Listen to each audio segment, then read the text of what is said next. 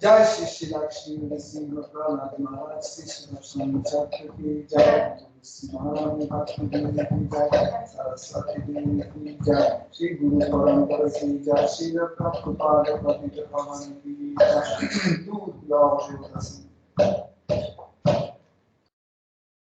Om Ajna Tinirandasya Janandana Shalakaya Chakshurunmilitam yena tasmai Shri Gurave Namaha Shri Chaitanya Manavishtam Sthapitam yena bhutale Svayam Rupa Kadamayam Dadvati Svapadantikam Vandeham Shri Guru Shri Yuktavadakamalam Shri Guru Vaishnavam Shri Rupam Sagrajatam Sahagana Raghunathan Visantam Sajivam Sadvaitam Sadhutam Parijana Saitam Krishna Chaitanya Devam Shri Radha Krishna Padam Sahagana Nagita Shri Vishakam Vitamscha He Krishna Karuna Sindhu Dinabandhu Jagaspate Gopesha Gopika Kanta Yada Kanta Namostute Pada Kanchana Gorangi Radhe Vrindavaneshwari Vrishabhanu Sute Devi Pranamami Hari Priye Vanchakalpa Tarubhyascha Viva Sindhu Gairacha Patitanam Pavanebhyo Vaishnavebhyo Namo Namaha Namo Vishnu Padaya Krishna Prishthaya Bhutale Srimate Bhakti Vedanta Swami Niti Namine Namaste Saraswati Deve Gauravani Pracharine Nirvishesha Shunyavadi Vaśyatyare Shatarine Jai Shri Krishna Chaitanya Prabhu Nityananda Shri Advaita Gadadhara Shri Vasadi Gaura Bhakta Vrinda Hare Krishna Krishna Krishna Hare Hare Hare Rama Rama Rama Hare Hare Hare Rama Hare Rama Eva Eva Karanaste Naste Ramyamagata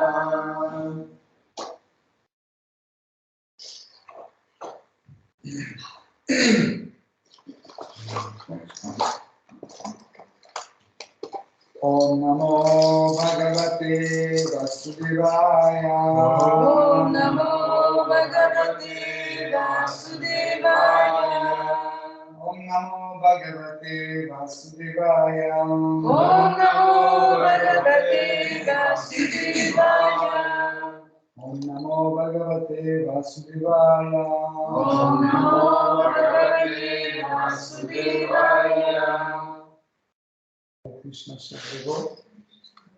Nous allons continuer nos études de Srimad Bhagavatam.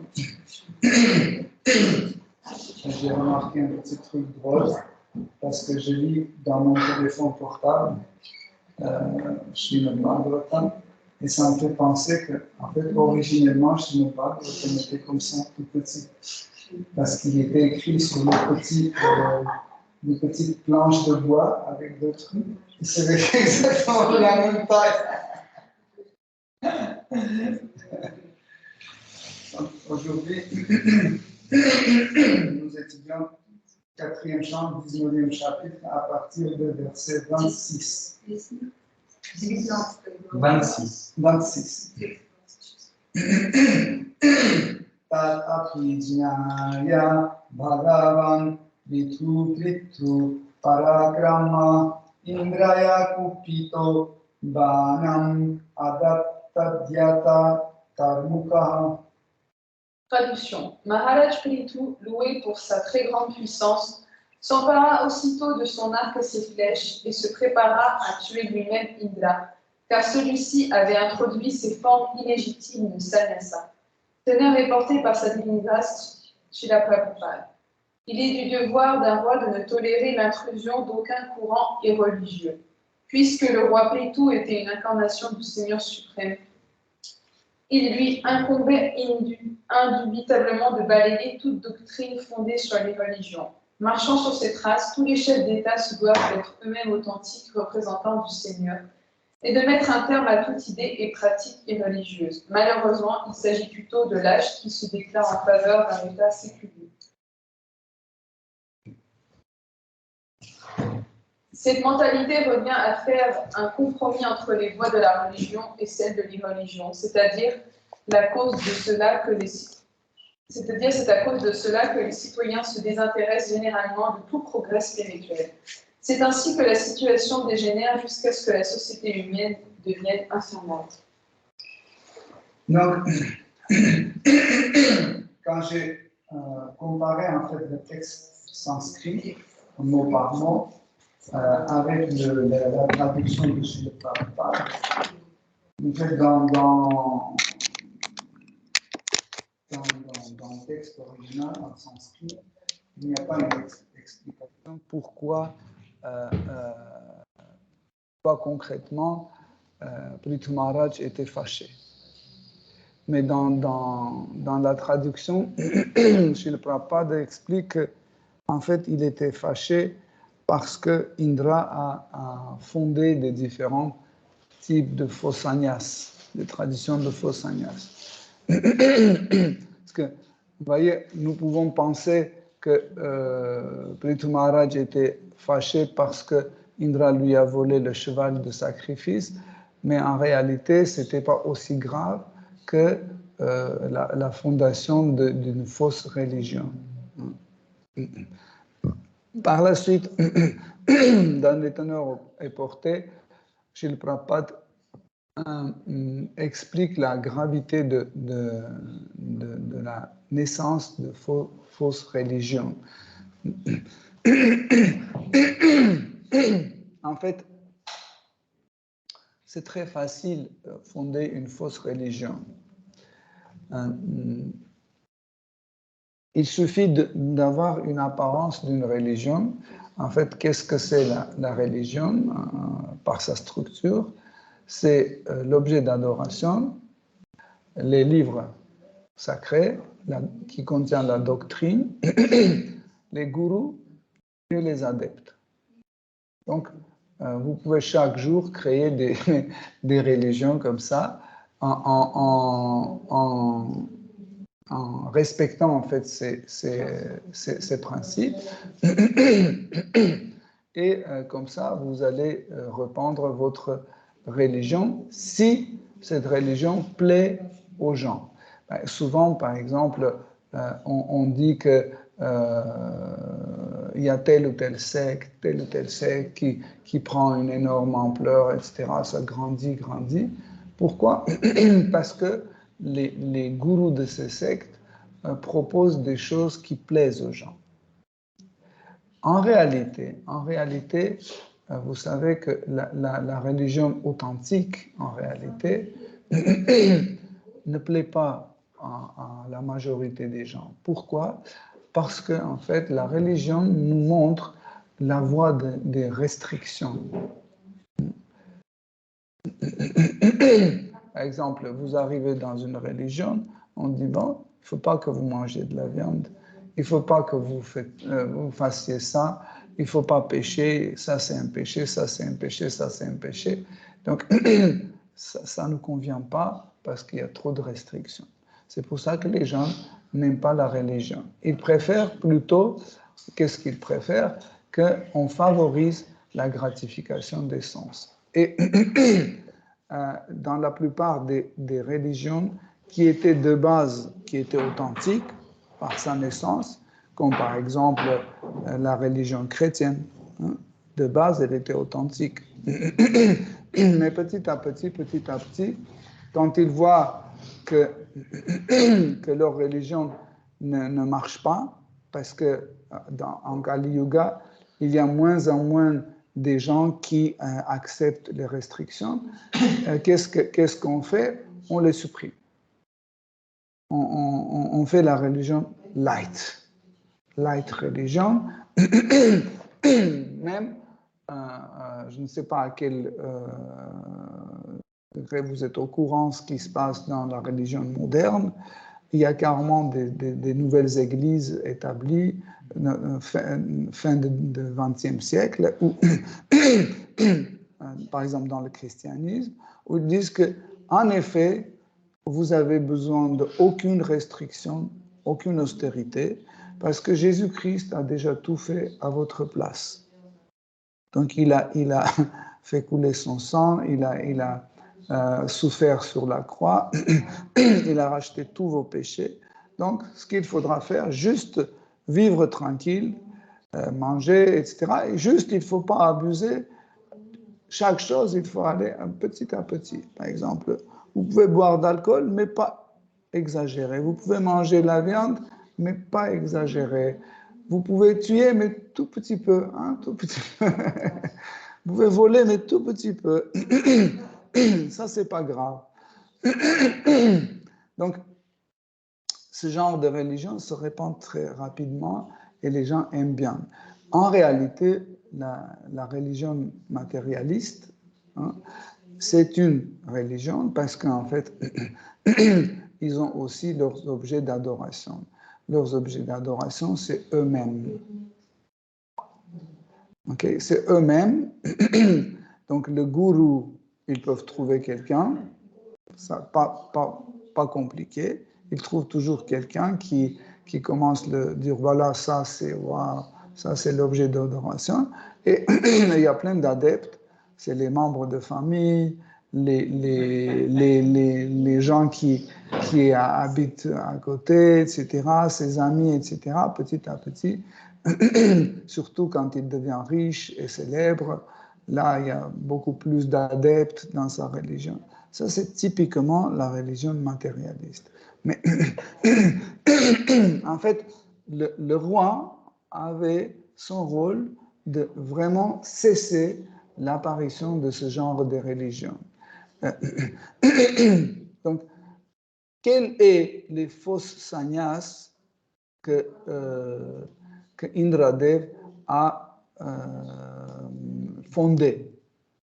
En fait, la fausse sannyasité, c'est que vous êtes habillé en sannyas, mais sans vivre comme sannyas. Ça veut dire, vous êtes habillé comme quelqu'un renoncé, mais vous n'êtes pas renoncé. Okay.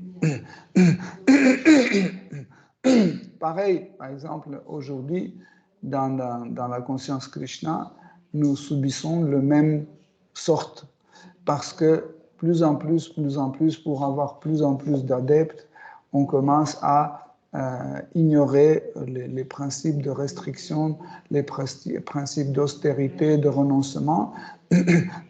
Et en fait, cette religion, petit à petit, prend une déviation vers une sorte de club où on mange bien, on danse bien, on chante bien. Vous voyez.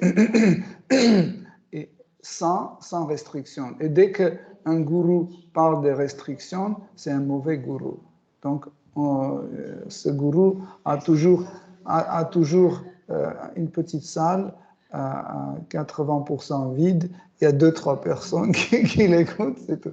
Mais quand Guru arrive et dit, ben, il n'y a pas de problème, ça compte pas. Le plus important, c'est le Saint-Nom. Est-ce que tu as dit Hare Krishna? C'est bon. Voilà, le Harinam, le plus important, c'est de chanter le Saint-Nom. Et je chante, c'est bon. Voilà. Et quand on voit, en réalité, ces gens ne chantent même pas. Ils ne chantent pas. Ils n'essayent même pas de chanter. Ils chantent 2 fois comme ça, Hare Krishna, c'est bon. Moi, mon Guru a dit, je t'accepte comme tu es, il n'y a pas de problème. Donc, comme ça, en fait, on fonde des fausses religions. Et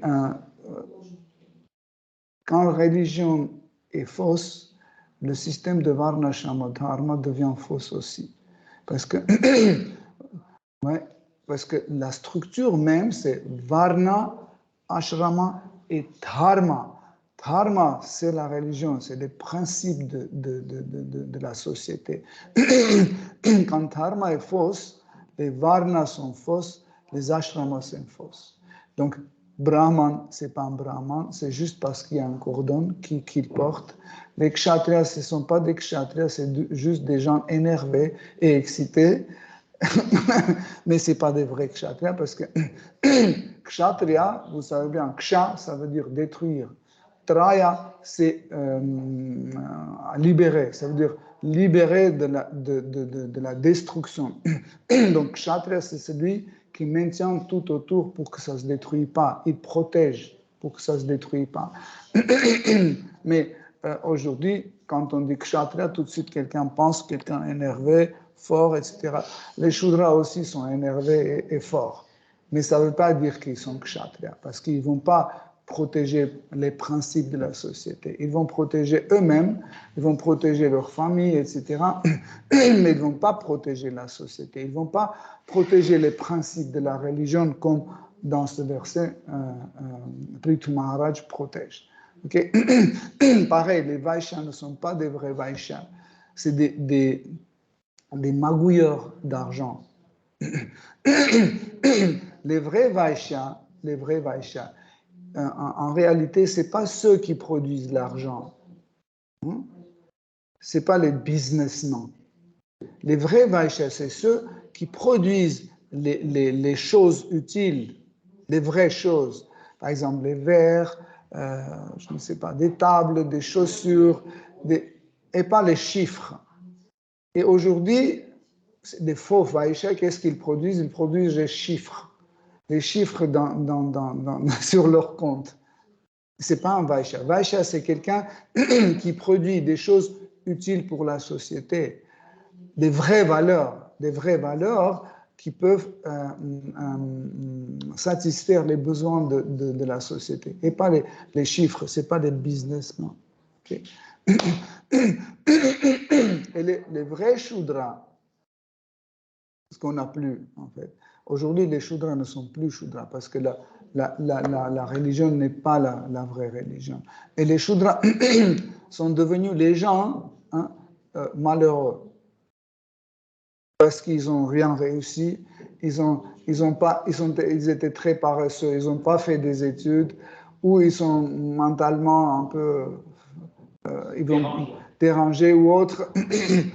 Où ils sont des gens dépressifs, etc. On leur donne un balai et dit va balayer les rues, etc. Ce n'est pas des vrais Shudras. Les vrais Shudras se sentaient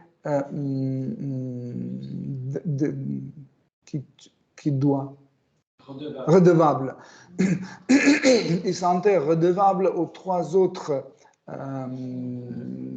Varnas. Pourquoi? Parce qu'ils savaient que si les brahmanas ne donnent pas la connaissance, si les kshatriyas ne protègent pas, si les vaishyas ne produisent pas, les shudras ne peuvent pas exister. Et comme ça, pour qu'ils puissent faire leur devoir, le shudra doit leur servir. En fait, en réalité, le devoir des shudras était servir aux 3 autres varnas et pas juste c'est les ouvriers. Non. Ça peut être plein d'autres choses. Donc, comme ça, en effet, en connaissant tout ce système, Prithu Maharaj voulait absolument arrêter la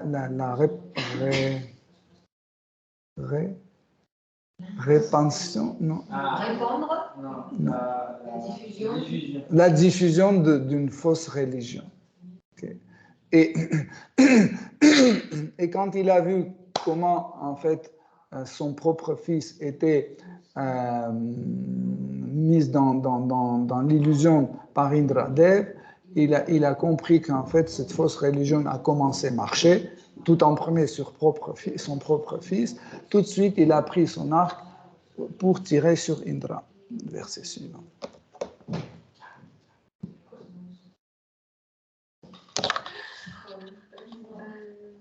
C'est le 27, c'est ça? 27, oui.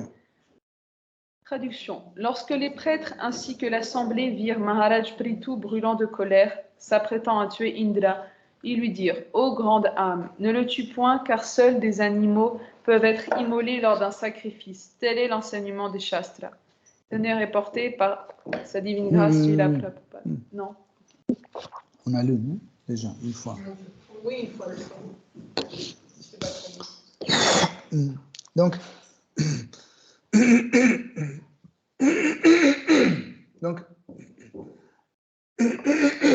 le sacrifice était toujours géré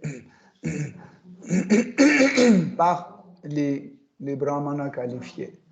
Et les brahmanas qualifiés ne devaient pas permettre qu'il y ait une faille dans cette arène de sacrifice. Pourquoi?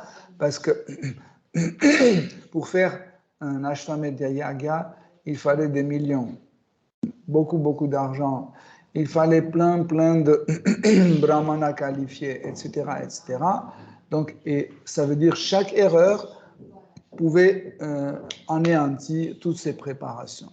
C'est pour ça qu'il fallait absolument les brahmanas qualifiés qui surveillaient tout ça. Et quand ils ont vu comment Prithu Maharaj, très fâché, prit son arc, ils l'ont arrêté. Pour plusieurs raisons. Et la première raison, c'est que quand on est en colère, on ne doit jamais prendre une décision. Ça, c'est très important. Parce que, vous savez, on a plusieurs fois discuté autour de ça. C'est quand nous sommes en colère, le lien avec l'intelligence est coupé et nous perdons la mémoire. Alors, en quoi c'est dangereux perdre la mémoire? C'est que quand on perd la mémoire, on oublie notre vrai dharma, swadharma. Et Brahmana savait que si Prithu Maharaj est en colère, il peut faire une faute. Et si le roi, l'empereur, comme Prithu Maharaj, fait une faute, ça peut devenir grave pour tout le peuple. Souvenez-vous quand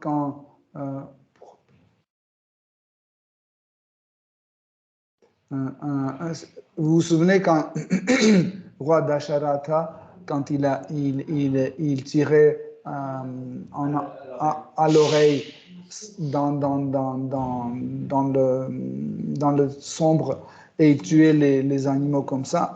Et une fois, il a pensé que c'était un cerf, mais en fait, c'était le fils de Brahmana qui l'a tué. Donc, et en fait, cette faute est devenue grave après. Vous voyez? Il a été maudit, etc. Et vous savez qu'est-ce qui se passait par la suite. Et tout le Ramayana s'est manifesté. OK?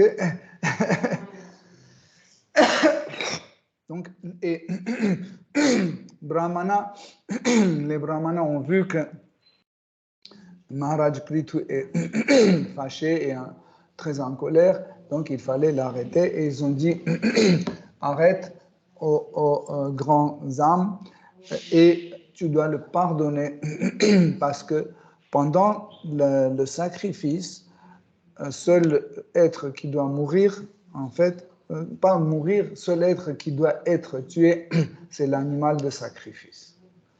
Donc, c'est important, j'ai recorrigé moi-même, donc seul être vivant qui devait être tué, donc c'était l'animal de sacrifice.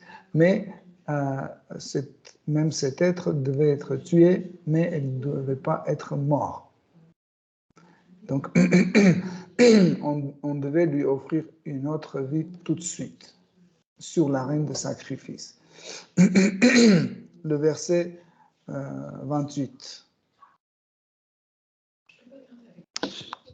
Pose un côté. Il en a déjà un. Ô roi, la puissance d'Indra a déjà diminué car il a essayé d'empêcher l'accomplissement de ton sacrifice. Nous l'appellerons au moyen de mantras védiques qui ne furent jamais utilisés jusqu'à ce jour, et il viendra certainement. Ainsi, par la puissance de notre mantra, nous le précipiterons dans le feu puisqu'il est ton ennemi. Donc ici aussi, il y a une nuance importante.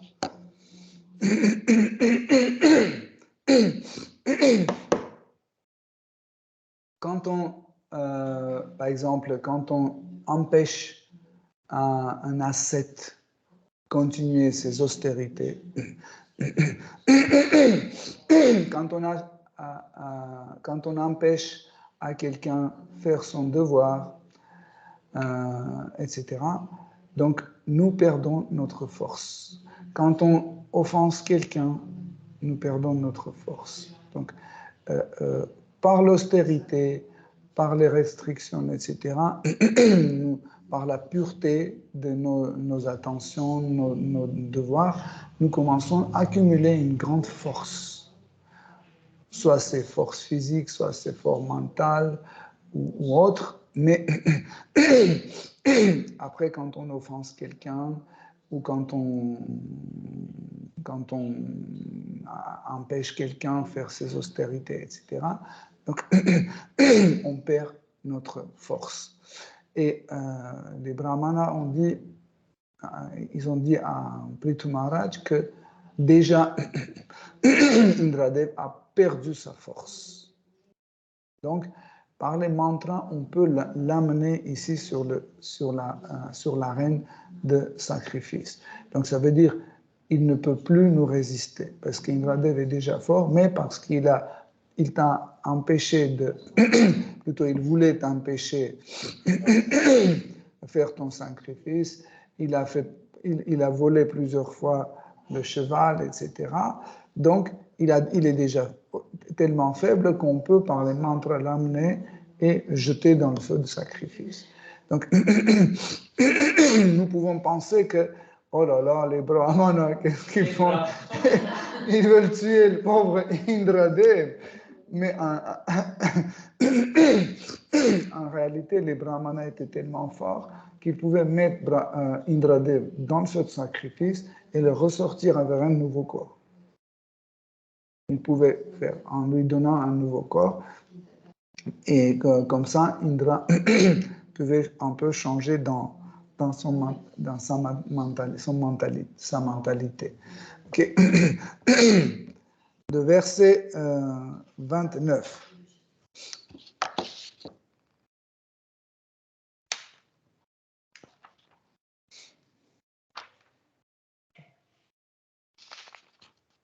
Cher Vidura, après avoir ainsi conseillé le roi, les prêtres étaient chargés d'accomplir le sacrifice.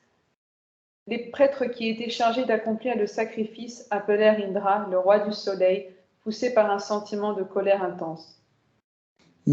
Alors qu'ils s'apprêtaient à jeter leur offrande dans les flammes, Brahma leur apparut et leur interdit de commencer le sacrifice. Donc, là, il y a encore une petite nuance importante. Dans le verset sanskrit, il y a le mot rusha, qui veut dire une sorte de colère. Donc, vous pouvez dire, mais attendez, donc, on vient de dire que quand on fait quelque chose en colère, on peut faire des fautes. Est-ce que les brahmanas étaient en colère? Et s'ils étaient en colère, ils pouvaient faire une grave faute. Alors, comment résoudre ce problème? Donc, mais en fait, le Brahma Tejas, la colère de Brahmana, n'est pas une simple colère. Si vous vous souvenez, les Brahmanas, ils étaient en colère et ils ont tué Maharaj Vena. En fait, leur colère, c'est une forme d'accumulation de tejas, comment on peut dire, de feu, de feu, d'une puissance, en fait, qu'ils peuvent en fait canaliser sur quelqu'un et le tuer ou changer des choses, etc. etc. Donc, en fait, c'est là, ils ont appelé Indradev et au moment, quand ils étaient déjà prêts de verser le ghee, parce que quand on verse le ghee dans le feu et on prononce Svaha, Svaha veut dire que ça soit comme ça, que ça soit établi. Et dès qu'ils ont pris pour jeter, à ce moment-là, Brahma est apparu et il a arrêté le sacrifice. Donc, là, c'est très important à comprendre pourquoi, en fait, Brahma est venu. En général, Brahma essaie de participer à moins de choses possibles qui se passent dans cet univers. Pourquoi? Parce que Brahma est le père de tous les êtres vivants de cet univers. Okay? Donc, ce qui se passe, c'est que ces êtres vivants, en gros, sont des frères et des sœurs parce qu'ils ont le même père, en gros. Et c'est très difficile quand vos enfants sont toujours en querelle, etc. Donc, c'est pour ça que Brahmadev, il intervient seulement quand il n'y a pas d'autre choix. Donc, et là, on voit que, en fait, il pouvait faire une faute grave. Hein, et vous allez voir pourquoi, en fait, on saura ça par les paroles que Brahma va dire. Hein. Verset suivant.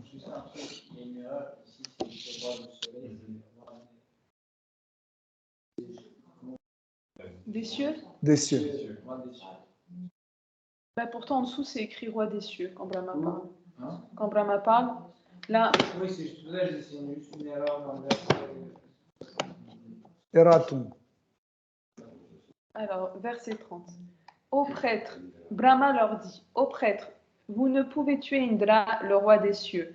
Ce n'est pas là votre devoir. Vous devriez savoir que, dans une certaine mesure, Indra n'est pas différent du Seigneur suprême. En fait, c'est l'un de ses plus puissants assistants. Vous essayez de satisfaire tous les devas pour l'accomplissement de ce yajna, mais vous devriez savoir qu'ils ne sont que des parcelles d'Indra, le roi des cieux. Comment donc pourriez-vous le tuer dans ce grand sacrifice? 31. Traduction. Afin de semer le trouble et d'entraver l'accomplissement du yajna célébré par le roi Prithu, Indra eut recours à des moyens d'action qui entraîneront à l'avenir la ruine des principes purs régissant une vie religieuse. J'attire votre attention sur ce fait. Si vous l'importunez davantage, il fera encore plus mauvais usage de ses pouvoirs et introduira de nombreuses autres formes d'irreligion. 32. Qu'il suffise à Maharaj Prithu d'avoir célébré 99 sacrifices, conclut Brahma. Puis, se tournant vers Maharaj Prithu, il lui dit que puisqu'il était parfaitement conscient de la voie de la libération, il était inutile pour lui d'accomplir d'autres sacrifices. Donc,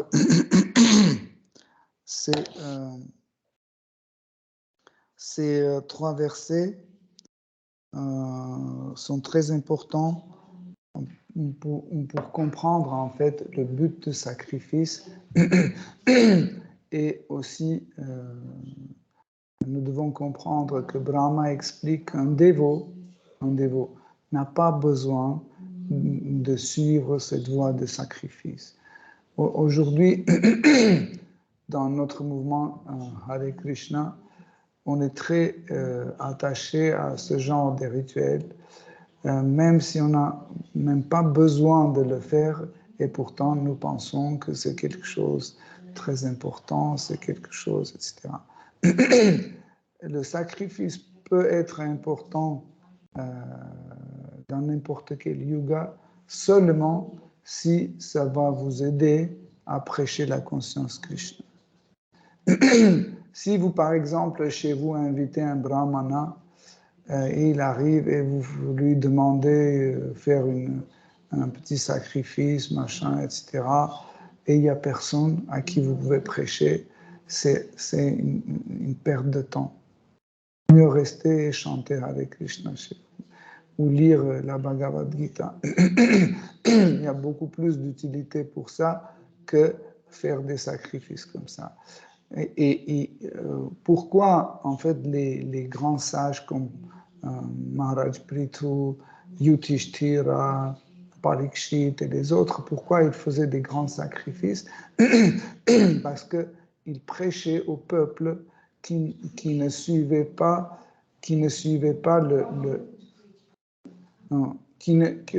pour prêcher à ceux qui ne suivaient pas la voie de Bhakti.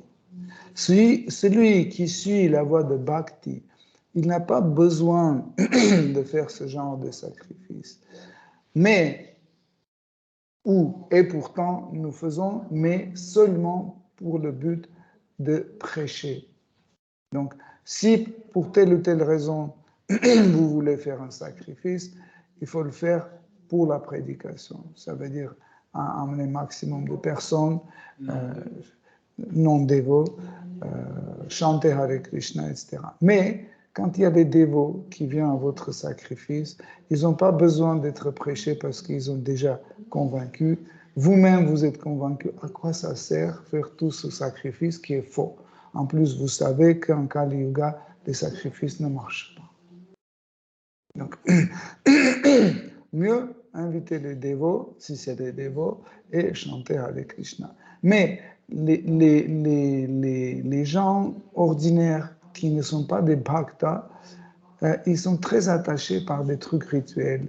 Et quand ils voient un brahmana qui dit Svaha, il jette le truc, il y a le feu qui. Waouh, il dit ça, c'est cool. Après, il faut mettre un truc sur le front. Ah oui, moi aussi.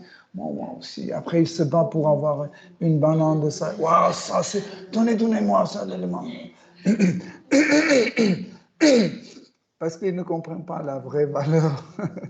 La vraie valeur de sacrifice, c'est plaire à Shri Krishna.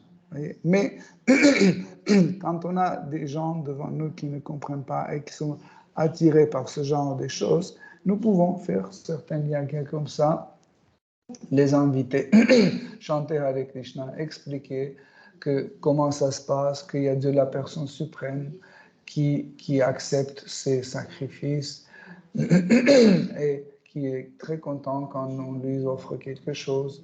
On peut leur expliquer que finalement, il ne faut pas attendre un sacrifice. Vous pouvez le faire chaque jour chez vous. Par exemple, mettez l'image de Krishna chez vous et chaque matin, vous pouvez lui offrir les fruits, etc.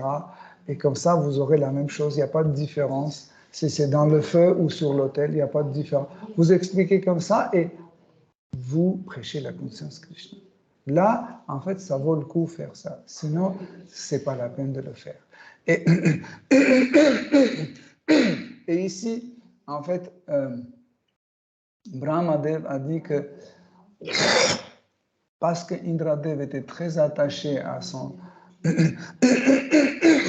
sa position de quelqu'un qui est seul dans cet univers, qui a accompli 100 sacrifices de cheval, en lui empêchant, en fait, en devenant un concurrent à lui, vous lui a forcé de créer des fausses religions. on ne peut pas dire que, bon, pour que quelqu'un ne fasse pas de mauvaises choses, on va lui permettre de faire tout ce qu'il veut. Non. Mais, mais ici, Brahmadev souligne l'idée que tu es déjà quelqu'un qui a compris le but d'existence, qui n'est pas un sacrifice. Le but d'existence, c'est le service dévotionnel. Pourquoi tu es aussi attaché à cette idée de faire 100e sacrifice de cheval? À quoi ça sert? Ça aussi explique encore une fois qu'un dévot ne doit pas être attaché à ce genre de rituels. Pourquoi? Parce que il suffit de juste vouloir satisfaire Seigneur suprême dans chaque notre acte, dans chaque notre mouvement. Par exemple, dans Garuda Purana, pareil, quand Garuda demande à Seigneur Vishnu comment l'homme doit agir si un de ses proches quitte son corps. Quand un des membres de sa famille quitte son corps, qu'est-ce qu'on doit faire? Et Seigneur Vishnu lui explique qu'est-ce qu'il faut faire, comment il faut brûler le corps, quelle couleur de vache il faut offrir à Brahmana, etc., etc. Après, quand le corps est brûlé, le reste, parce que tout ne brûle pas, il y a des morceaux qui restent. Qu'est-ce qu'il faut faire, où les enterrer, comment prendre le bain après ça, quel mantra dire, etc. Lendemain, qui il faut inviter et donner, je ne sais pas, des vaches, de l'argent, etc. C'est très compliqué en fait. Et après, quand il finit, Seigneur Vishnu, quand il a tout expliqué, il dit, mais mon dévot n'a pas besoin de faire tout ça. Pourquoi? Parce que jour et nuit, il pense à moi, il me sert avec l'amour et dévotion. Donc, c'est pour ça que Bhakti est tellement, tellement fort qu'elle peut transformer, chaque acte peut être transformé en service dévotionnel. Donc, deuxième chose que Brahma dit, il dit que vous ne devez pas tuer Indra parce qu'il occupe un poste et il a son service dans cet univers. Donc, il fait son service et il est le représentant de Seigneur suprême. Donc, on doit le respecter comme on respecte Seigneur suprême, à ce niveau-là. Et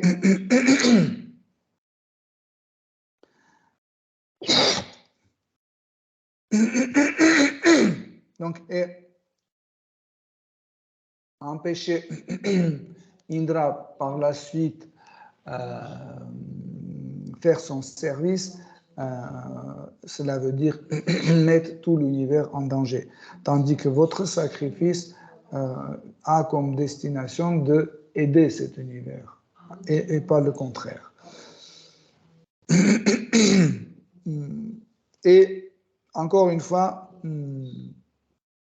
il a dit, si vous continuez à lutter avec Indradev, il va inventer encore plus de formes de fausses religions. Donc nous devons comprendre que quand on est attaché à quelque chose, quand on est très attaché à quelque chose, donc cet attachement en effet pousse les autres inventer des choses comme la corruption, les mensonges, la violence, etc., etc. Vous pouvez poser la question, mais comment mon attachement produit la violence? C'est peut-être mon attachement va produire violence, ma violence, et pas les autres. Oui, ça peut produire ma violence, mais aussi la violence de quelqu'un d'autre. Okay.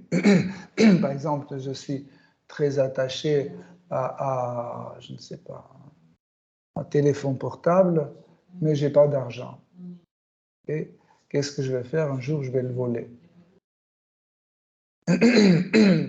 Et si je vole, on va appliquer une violence sur moi pour m'attraper et reprendre ça. Vous voyez? Donc, on peut donner plein d'exemples.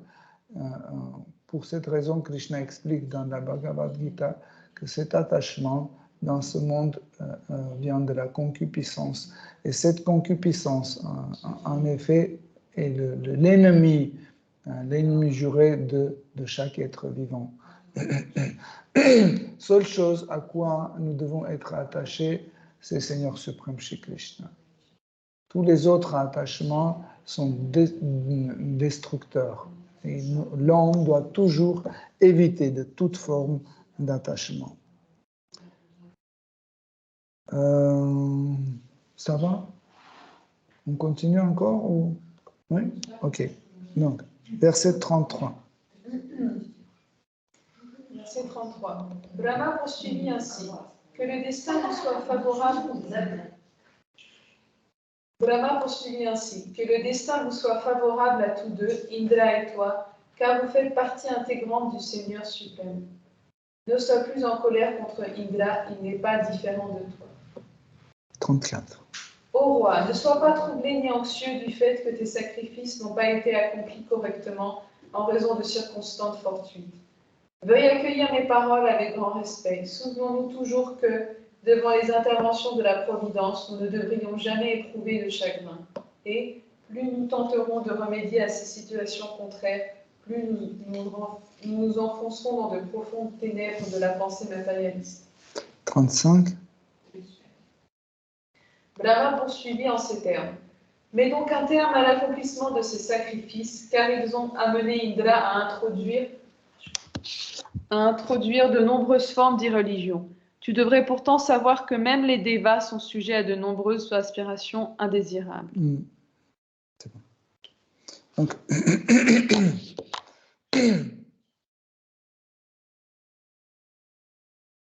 vous voyez, donc Indra, Brahma, Seigneur Brahma, il dit je veux votre bien et toi et Indradev, et n'oublie pas que et Indra et toi, vous êtes les parties inséparables du Seigneur suprême. Et voilà pourquoi tu ne dois pas être en colère contre Indra. En réalité, Indra est une partie de toi. Il n'est pas différent de toi.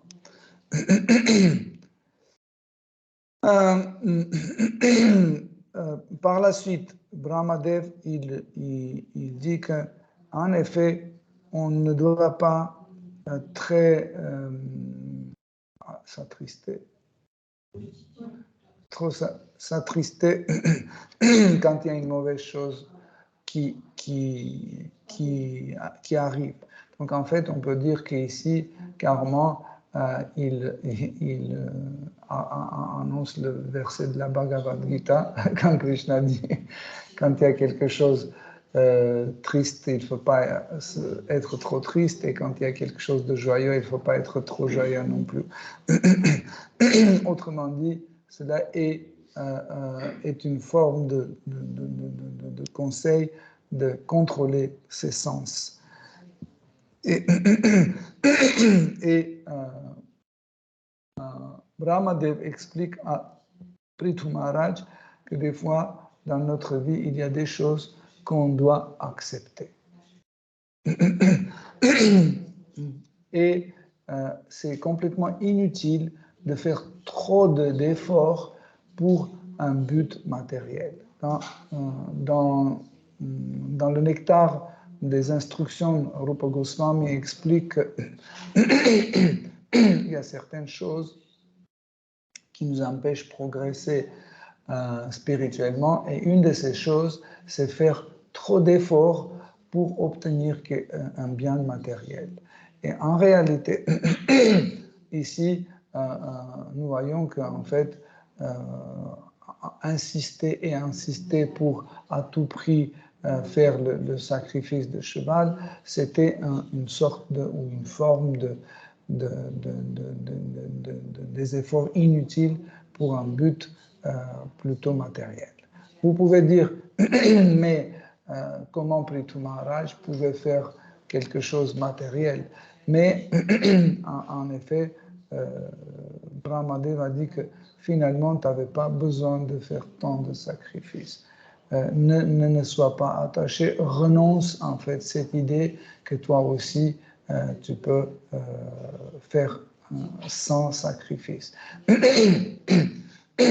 Autre chose importante aussi, c'est que des fois, nous sommes obligés de laisser en fait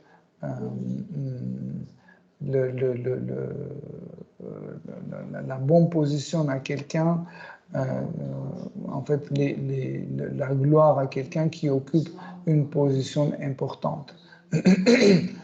Par exemple, dans la famille, par exemple, les petits-enfants peuvent être encore plus intelligents que leur grand-père, mais ils ne doivent pas montrer ça. Bon, pas papy, tu comprends rien, c'est comme ça, etc. Non. Pourquoi? Parce que ça va affaiblir la position de grand-père qui est le chef de famille. Et pareil, des fois, il est possible que le disciple soit plus intelligent et plus avancé que son maître spirituel. C'est faisable. Okay? Mais s'il commence à montrer sa connaissance devant tout le monde, qu'il est plus intelligent que Guru, il connaît des choses plus que Guru. Regardez, Guru ne sait pas faire des recherches sur l'Internet et moi je sais faire, etc. Donc, on commence à baisser la position de Guru et ça, c'est pas bien. Pourquoi? Parce que imaginez que Prithu Maharaj abaisse la position de Indra. Qu'est-ce qui va se passer? Les demi-dieux vont arrêter d'écouter Indra. Son autorité sera sous les doutes. Vous voyez? C'est pour ça que, en effet, Brahma a dit à Prithu Maharaj qu'il faut un peu réfléchir dans le sens, qu'est-ce que ça va nous apporter? Est-ce que ce sacrifice va nous apporter plus de choses positives ou négatives? Il a dit, ça va nous apporter plus de choses négatives que positives. Déjà, Indra a déjà créé plusieurs types de fausses religions pour garder sa position, pour garder son attachement à cette position unique, etc. Donc, pour cela, il faut que tu arrêtes ce sacrifice immédiatement. Ok, Hare Krishna. Si vous avez des questions, des commentaires.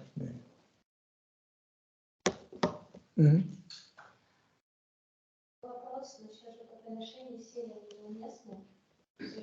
Неуместно.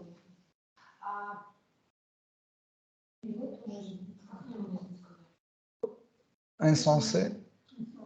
Est-ce que tous les sacrifices sont insensés? Вы сказали, что они, если они необходимы для проповеди, то они полезны. Vous avez dit que si les sacrifices sont nécessaires pour la prédication, donc les sacrifices ont un sens.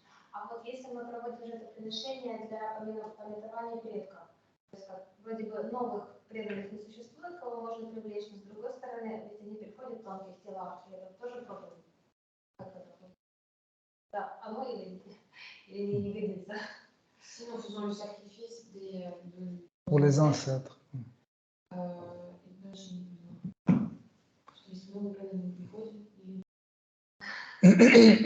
C'est qu'en fait, les ancêtres, dans leur forme subtile, peuvent venir et écouter notre prédication.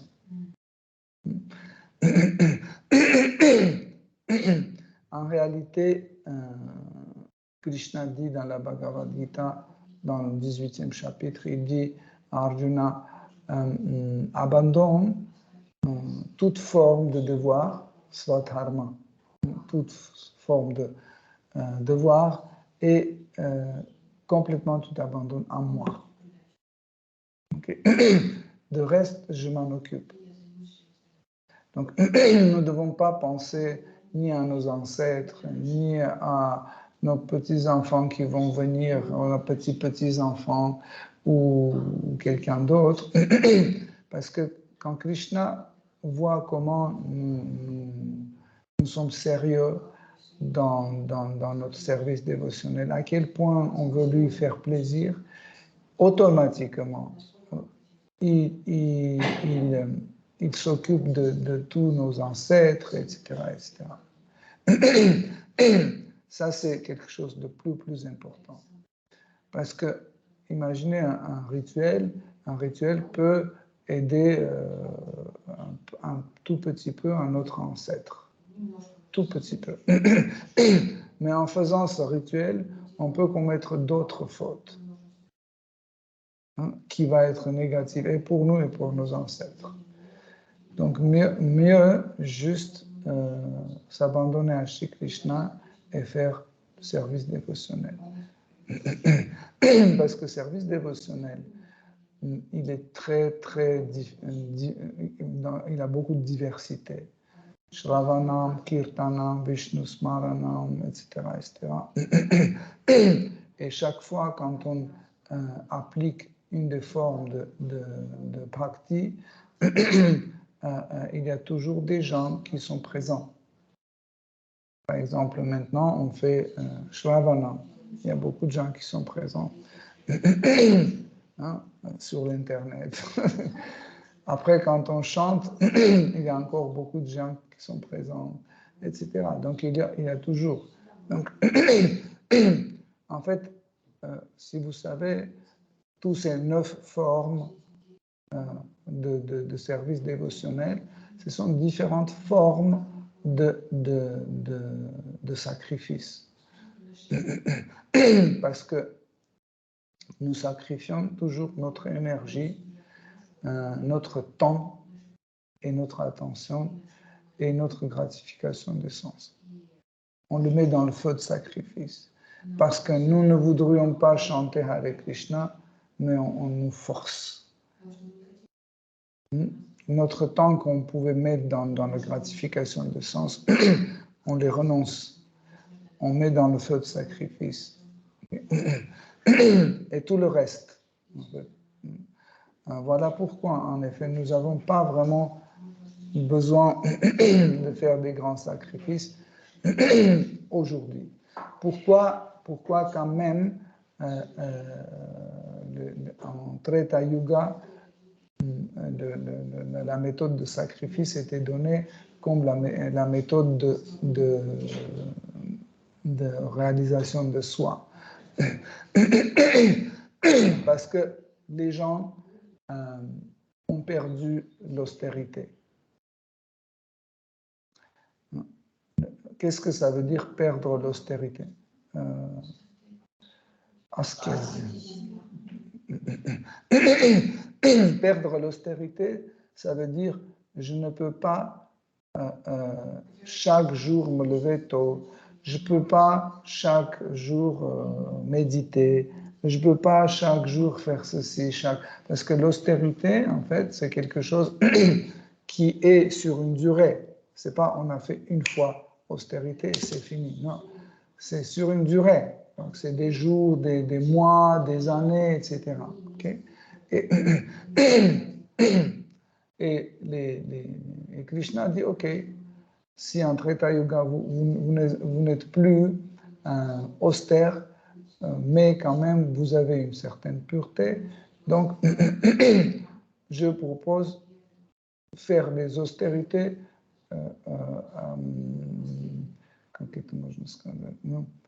occasionnelles. Faites des austérités occasionnelles. Et cette austérité occasionnelle, en réalité, cette austérité occasionnelle, c'est les sacrifices.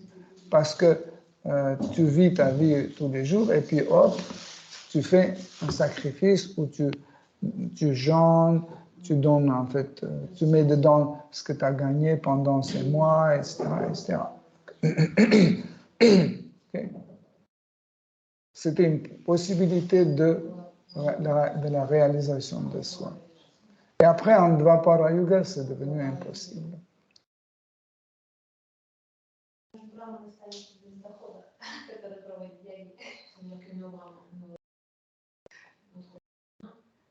Il va rester sans ressources.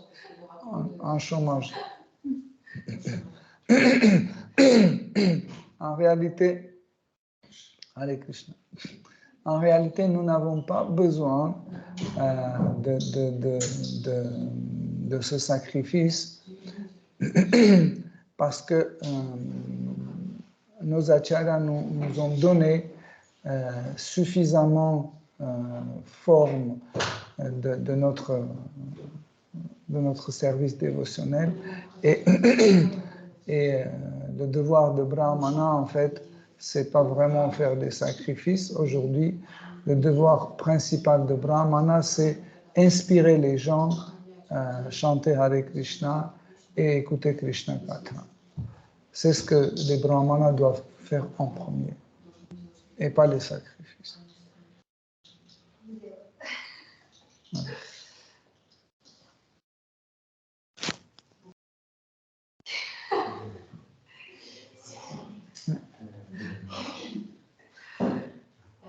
Сегодня в парке как раз мы говорили о Индре.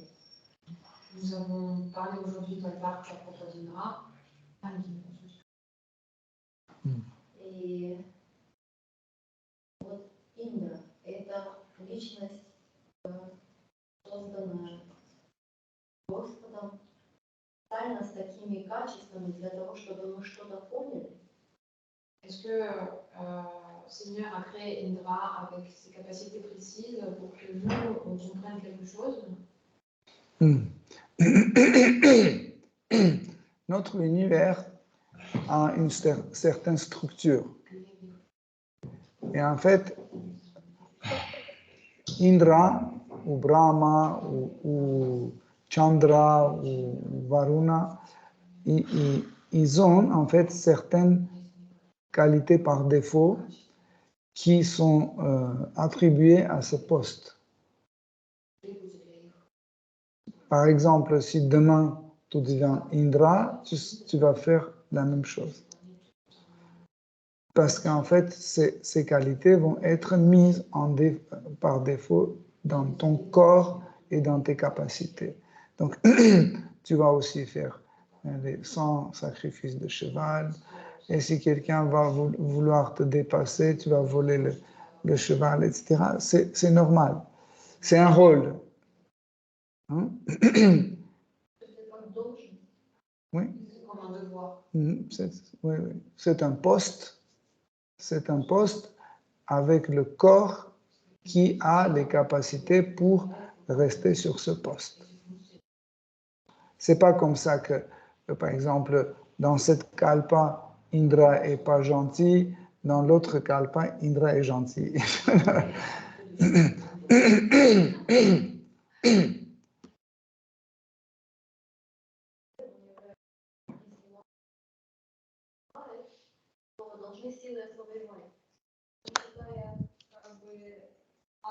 Его деяния, понимаю, что у него силы не ослабевают от того, что он вещи.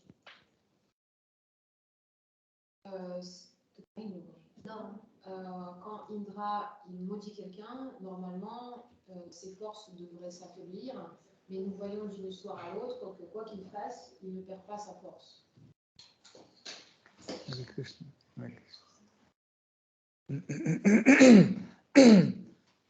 Donc, en effet, c'est pas comme ça qu'il ne perd pas sa force. Il perd sa force quand il fait quelque chose qui ne va pas.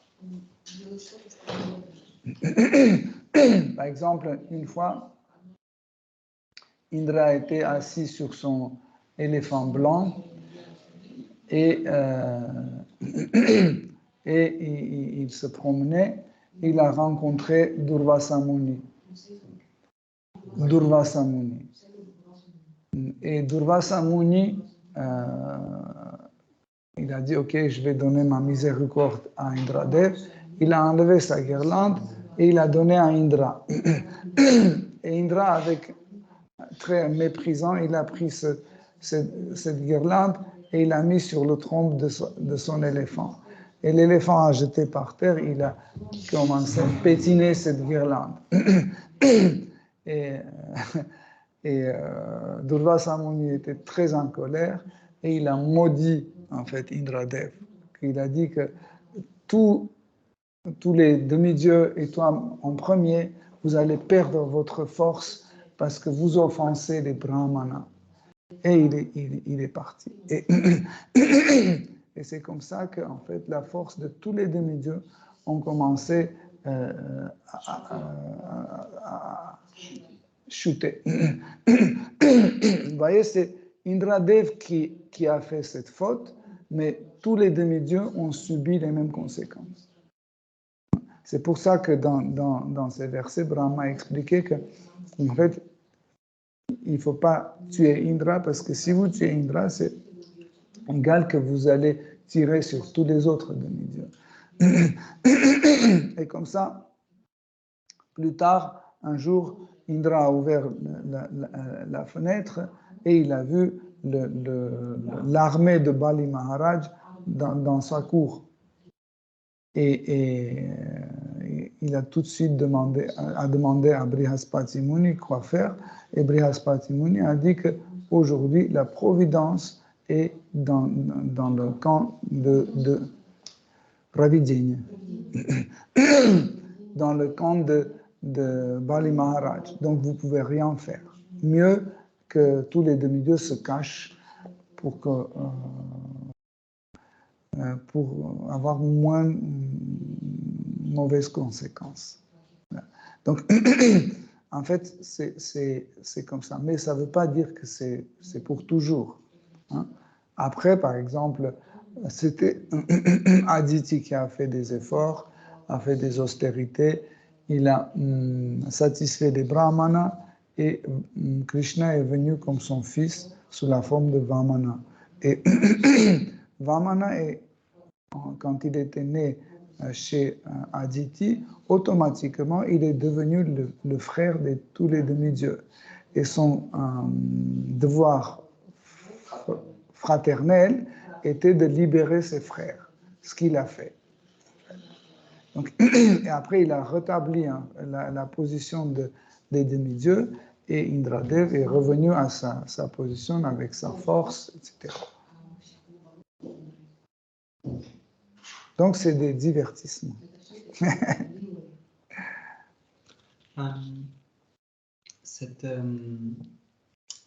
La force qu'on gagne ou qu'on perd selon nos activités, par exemple, tu as mentionné qu'on fait des austérités qui sont bénéfiques, on gagne de force, et qu'on fait des offenses, qu'on critique, on perd de force. Comment est-ce que dans notre vie pratique de jour à jour, on mesure cette force pour qu'on puisse, quelle c'est l'expérience pour qu'on puisse comprendre l'efficacité de nos austérités, de nos choix de vie?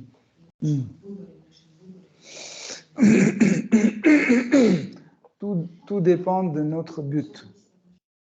Par exemple, si je suis un boxeur, okay, et le but de ma vie, c'est d'être un champion du monde, etc. Donc, mes critères d'avancement, ce sera la force physique. La force physique, l'invitation aux différents tournois, etc. Ça sera les preuves qu'en fait, mes austérités, ils donnent les fruits. Pour un spiritualiste, ce n'est pas la même chose. Okay. Quels sont les fruits, les fruits d'austérité d'un spiritualiste? C'est le désir servir les dévots de Krishna. Tant qu'on n'a pas ce désir manifesté, donc on sait qu'on n'est pas assez austère, on n'est pas assez correct dans notre sadhana et sûrement on offense les représentants de Krishna. C'est très important à comprendre parce que ça ne veut pas dire que n'importe quelle personne qui est austère, hein, il va avoir progrès spirituel. C'est pour ça que je dis, ça dépend qui. Par exemple, Ravana était très austère, Hiranyakashipu était très austère. Mais qu'est-ce qu'ils ont gagné? Ils n'ont pas gagné le désir de servir les dévots. Mais, par exemple, dans Chaitanya Charitamrita, vous voyez plein de cas où les personnes faisaient des austérités qui ont donné les fruits spirituels. Et ces fruits spirituels, c'est le désir de servir les dévots. C'est comme ça, en fait, comme tu as dit bien, chaque jour, si on ne trouve pas en nous servir les dévots, ça veut dire qu'il n'y a pas de progrès. Ça veut dire, je me lève, je pense à moi. Je me couche, je pense à moi. Je fais le service dévotionnel, entre guillemets, je pense à moi. Je dois réussir à faire ça. Je dois faire ça. Je dois apprendre à jouer le Vedanta. Je dois chaque jour distribuer 300 Bhagavad Gita. En fait, je mets des trucs là, mais et où est le désir de servir les dévots? Parce que je ne pense qu'à moi, à ma force personnelle, à ma position de faux prestige, etc. Mais le désir de servir les dévots, ça se manifeste autrement. C'est quand on se couche et on pense que voilà, demain, tel dévot va venir et je sais sûrement, il vient après son travail et il n'aura pas le temps de manger. Ok. Donc, on met un petit truc, on emballe dans un papier alu, on met dans le sac et après, quand il y arrive, doucement, on lui glisse, on dit tiens, t'as sûrement pas mangé. Ça, c'est le progrès spirituel. Par exemple, ce qui m'a venu en tête aussi, c'est Chaitanya Mahaprabhu, quand il est demandé comment progresser dans la vie spirituelle, il dit c'est de chanter Hare Krishna et servir les dévots. En fait, ces deux choses bien, on réussit dans la vie spirituelle. Donc aussi, je réfléchis que l'absorption qu'on a dans le sanon, dans le kata, c'est aussi une force que vient avec de bonnes austérités. On est naturellement plus absorbé dans le thème, dans le pensée de Krishna et des dévots de Krishna. En fait, dans différentes étapes de la vie de dévot, ça se manifeste d'une façon différente. Dans Sadhana Bhakti, écouter ses noms, chanter ses noms, écouter Krishna Katha, etc., c'est une austérité. Jusqu'au Bhava Bhakti, c'est une austérité. Parce que nous nous obligeons de le faire. Quand on devient Bhavuka Bhakta, donc Bhavuka Bhakta fait tout ce qui son cœur lui pousse. Les mêmes choses qu'on fait pendant Sadhana Bhakti, exactement les mêmes choses, mais au niveau de Ruchi, il y a cette spontanéité. Oui. Ça veut dire Bhavuka Bhakta, c'est quelqu'un qui va faire les mêmes choses, mais exactement les mêmes choses. Il va se lever, il va chanter, etc. Mais il ne se force pas, c'est le contraire, parce qu'il a le goût. Il a le goût, ça lui plaît. C'est comme ça qu'il devient Bhavuka Bhakta. Okay? Donc, il n'y a plus d'austérité. Dans Rasa, pareil, il n'y a plus d'austérité. En fait, Bhava Bhakti et Prema Bhakti, c'est que les deux contiennent Bhava. Les deux. Et ce sont les mêmes Bhava, et dans le Bhava Bhakti, et dans le Prema Bhakti. Sauf que dans Prema Bhakti, ces bhavas sont liés ensemble et ils agissent comme un seul bhava. C'est pour ça qu'on appelle rasa. Okay? Tandis que dans Bhava Bhakti, nous avons les mêmes bhavas, mais ils agissent chacun à son tour d'une façon séparée.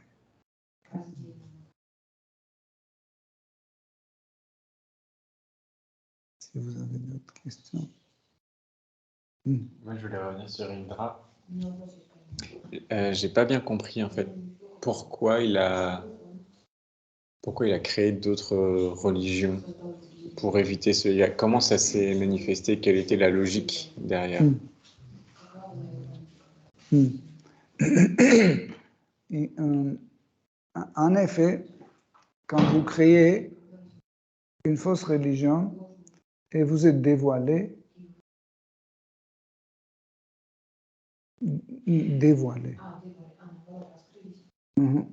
quand vous dévoilez, donc vous ne pouvez plus utiliser la même religion. Il faut créer une autre. C'est ce qu'Indra a fait, parce que quand il a volé le cheval la première fois, il a pris une apparence d'un sannyas. Donc, s'il reprenait la même apparence, le fils de Prithu Maharaj tout de suite le tuerait. Pour éviter ça, il a changé. Donc, c'est ce qui se passe aujourd'hui. Par exemple, au IVe siècle, la religion chrétienne était déjà changée pour mieux, en fait, contrôler le peuple. Et puis, dès que ça stagnait, dès qu'on voyait que ça ne marche plus, il suffisait d'avoir quelqu'un très sincère comme Saint Francis, par exemple, qui était très, très austère, très austère, et ses adeptes étaient très austères. Mais, en fait, parce que ça marchait très bien, il fallait tout de suite la reprendre et utiliser comme une nouvelle force. Après, dès que ça ne marche plus, on cherche une autre force. Par exemple, c'est très facile prendre la conscience Krishna et utiliser pour contrôler le peuple. Par exemple, si chaque jour, dans la conscience Krishna, on a 2000 personnes qui arrivent, encore 2000 personnes, etc., ça va intéresser tout de suite l'État. L'État va dire, OK, c'est cool. Donc ça, c'est bien, comme ça, on peut avoir plus en plus du monde pour nous. Ils vont accepter comme la religion d'État. Souvent, les dévots pensent que oui, ça serait bien que la conscience Krishna devienne la religion d'État. Non, parce que dès que ça devient la religion d'État, ça va défendre les intérêts de l'État. Par exemple, en Satya Yuga ou en Treta Yuga, ou encore un peu moins à Dvapara Yuga, c'était pas mauvais. Pourquoi? Parce qu'on avait encore les Raja Rishi qui pouvaient en fait défendre l'intérêt de Krishna en restant sur le poste d'empereur, etc. Mais aujourd'hui, nous sommes dirigés par Shudra. Et les intérêts de Shudra, c'est la gratification des sens. Les Shudras n'ont aucune austérité. Vous savez que depuis X temps, pour faire travailler Shudra, il fallait le taper. Parce que si vous ne tapez pas Shudra, il ne va pas travailler. Pourquoi? Parce que c'est Tamaguna. Vous savez que les Shudras sont sous l'influence de Tamas. Les Vaishyas sous l'influence de Tamas Rajas, les Kshatriyas sur Rajas et les Brahmanas sur Sattva. Et une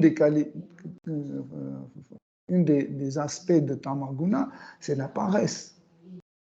Donc, ils sont très paresseux. Je me souviens quand je travaillais sur un chantier, j'avais 4 ouvriers avec moi et ils travaillaient parce que j'étais là et je les surveillais. Dès que je sortais, dès que je revenais, je voyais tout le monde assis en train de fumer. Il fallait chaque fois rester là pour qu'ils travaillent, sinon c'est impossible. Donc,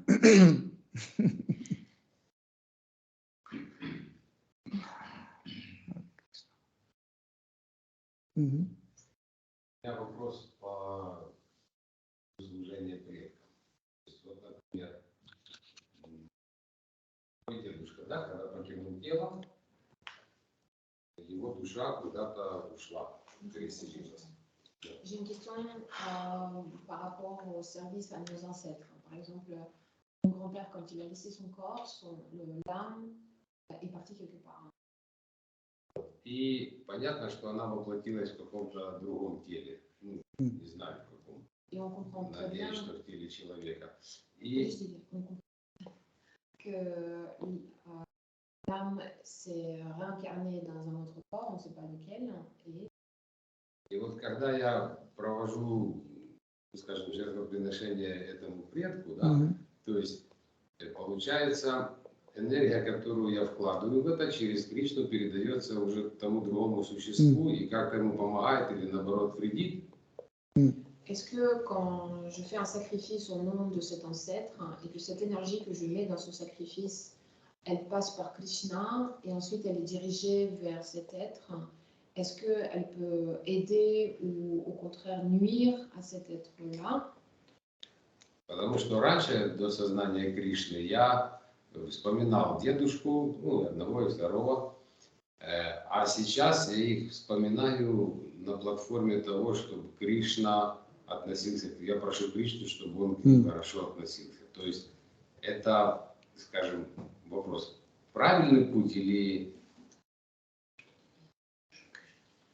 Avant la conscience de Krishna, je pensais tout simplement à mes deux grands-pères, mais maintenant je prie Krishna de s'occuper, de faire du bien à mes deux grands-parents, mes deux grands-pères. Est-ce que c'est correct? En fait, on va analyser cette question en posant des questions.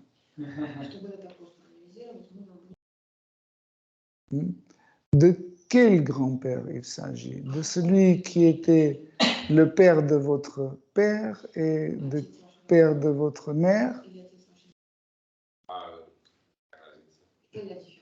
Et dans ce cas-là, les grands-pères que vous avez eus 100 ans, il y a 100 ans, 200 ans, les grands-pères que vous avez eus pendant Treta Yuga, Dvapara Yuga et Satya Yuga, vous avez eu 3 milliards de grands-pères. Il vous reste combien de temps à vivre? Si à chaque grand-père vous accordez 3 minutes de votre attention, ça ne sera pas suffisant de penser à chaque grand-père jusqu'à la fin de votre vie. Et pourquoi donner la préférence au dernier grand-père? Pourquoi?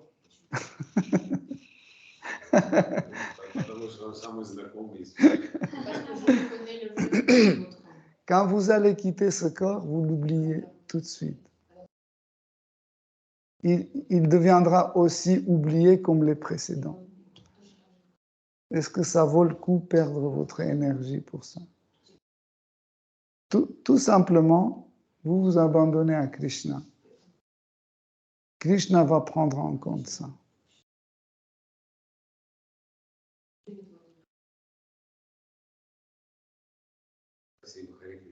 Hare Krishna. Ok, Hare Krishna, chers dévots. Donc, Srimad Bhagavatam ki jai, Srila Prabhupada ki jai. Toute gloire aux dévots assemblés. Hare Krishna.